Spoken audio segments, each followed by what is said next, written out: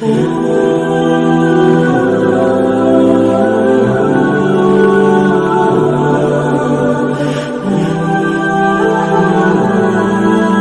میرے عزیز، ایک اور بات جو اللہ کو منانے کے لیے ہمیں ہمارے پیارے رسول صلی اللہ تعالی علیہ وسلم نے بتلائی کہ جب انسان بہت زیادہ عاجزی کرتا ہے نا، بہت زیادہ عاجزی، تو پھر بھی اللہ مان جاتا ہے۔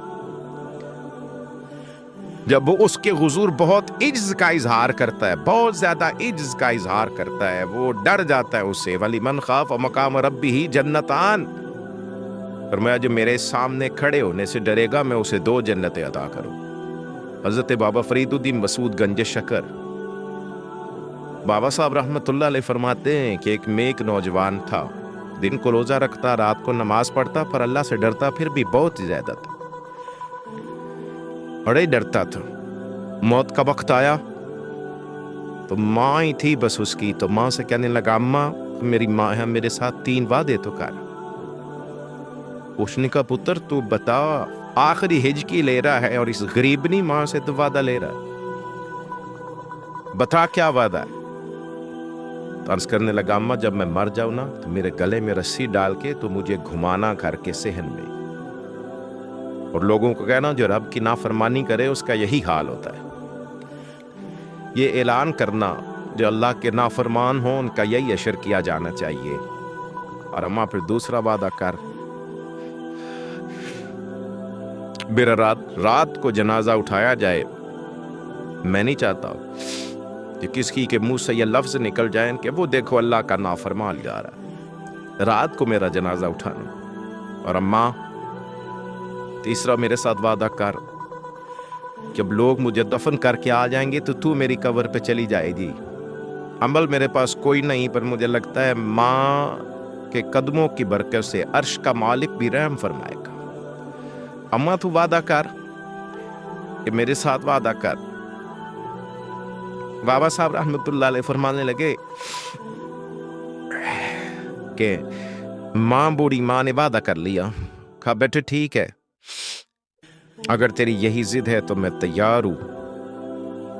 پھر اس نے کلمہ شہادت پڑھا، اس نوجوان کی روح پرواز کر گئی۔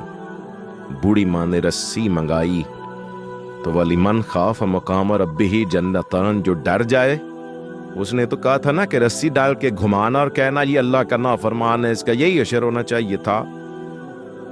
لیکن جب ماں گلے میں رسی ڈالنے لگی تو گھر کے ہر کونے سے آواز آنے لگی، خبردار یہ رب کا دوست ہے، اللہ کے دوستوں کے ساتھ اس طرح کا معاملہ نہ کیا جائے، اسے چھوڑ دیا جائے۔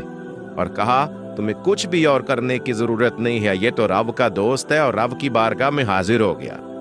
کچھ کوئی بندہ کہے گا کہ یہ تو ایک بابا فرید کا سنایا ہوا واقعہ ہے، سنیے بخاری میں حدیث ہے، نبی پاک صلی اللہ علیہ وسلم نے فرمایا، حضرت ابو ہریرہ رضی اللہ تعالیٰ عنہ راوی نے، حضور فرماتے ہیں ایک شخص مرنے لگا تو اپنے بچوں سے کہنے لگا کہ میں جب مر جاؤں تو مجھے جلا دینا، اور پھر میرے جلے ہوئے وجود کو پیس دینا، پھر مجھے ہوا میں اڑا دینا۔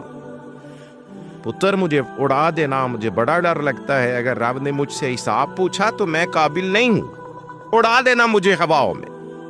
اگر اس نے مجھ سے عذاب لیا تو حساب لیا تو بڑا سخت حساب لے گا۔ حضور فرماتے ہیں بخاری میں موجود ہے، اس کے بچوں نے اسی طرح کیا، اس کے مرنے کے بعد اسے جلایا، ہوا میں اڑا دیا۔ اللہ کے محبوب فرماتے ہیں رب کریم نے حکم دیا زمین کو کہ اس کے ذرات کو جمع کرو، زمین نے ذرے جمع کیے، خدا نے حکم دیا تو اس کا وجود پھر سے اسی شکل میں آیا۔ تو رب کریم نے فرمایا یہ جو تو نے وصیت کی تو کیوں کی؟ اللہ جانتا ہے کہ نہیں جانتا؟ یہ کی تو کیوں کی؟ تو وہ پڑا کہنے لگا اللہ میرے اندر تو طاقت نہیں تھی تیرے سامنے کھڑا ہو کے حساب دے سکوں، تجھے منانے کے لیے تیرے خوف سے ڈر گیا، میں ڈر گیا۔ اگرچہ ہمارے بزرگوں نے لکھا ہے کہ آج یہ وصیت کرنا، اس رنگ میں یہ طرز اختیار کرنا درست نہیں، لیکن آپ غور فرمائیے کہ نبی پاک علیہ السلام فرماتے ہیں جب اس نے کہا اللہ پہ اس سے ڈر کے کیا تو رب کریم نے فرمایا جا پھر میں نے تیری مغفرت کر دی، کیونکہ اللہ کو پتا تھا یہ دل سے بات تھا۔